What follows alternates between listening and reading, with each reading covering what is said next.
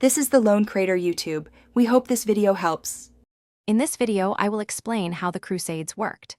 The Crusades were a series of religious wars primarily initiated by European Christians.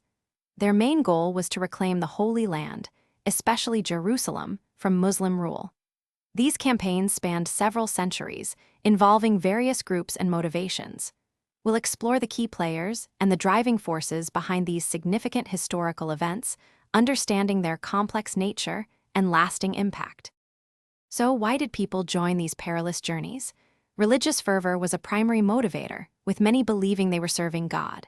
The Pope offered significant spiritual rewards, including indulgences, which promised forgiveness for sins. Beyond spiritual gains, there were also material incentives. Knights and nobles sought new lands and wealth, while others hoped for adventure or escape from their current lives. It was a complex mix of faith and worldly desires.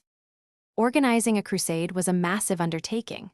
The Pope often called for the Crusades, and European monarchs and powerful nobles led the armies.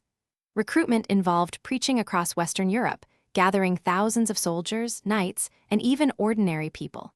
Logistics were incredibly challenging, requiring vast amounts of food, water, and equipment for long journeys.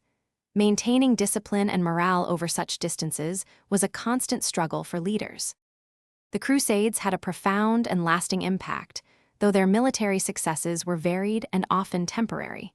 They significantly altered the political and cultural landscape of both Europe and the Middle East, fostering both conflict and cultural exchange. The Crusades also influenced trade routes and the development of military orders. For those looking to simplify their daily routines, check the description for a link to some great leak-proof meal prep containers and other deals. These historical events continue to shape our understanding of religious and geopolitical dynamics. Thanks for watching. Consider subscribing if we helped you.